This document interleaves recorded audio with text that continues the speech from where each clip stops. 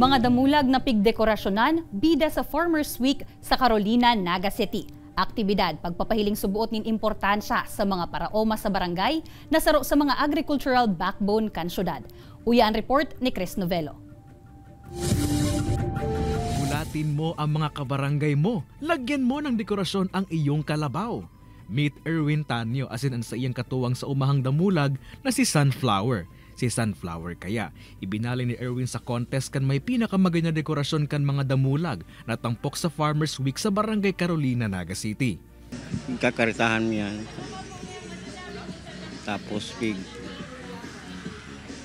gaarado mi sa tanuman. May premyo kaya sa mapipili na pinakamagayo na Carabao decoration na ipapambakal subuot niya nin banhi asin iba pang gamit sa iyang pag-uuma. Apuera kaini, tampok man sa Farmers Week ang mga booth na igaw nakalatag na agricultural products kan mismo mga paraoma kan barangay. Siring na sanakan pwesto ni na Rachel na napapanahon subuot ang pangaran kan sa indang booth.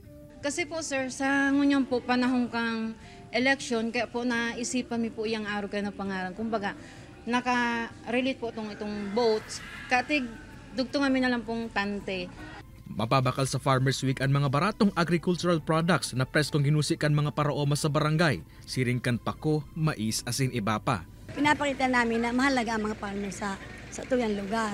Kami kaya, ang Carolina agricultural yung barangay kan Naga City.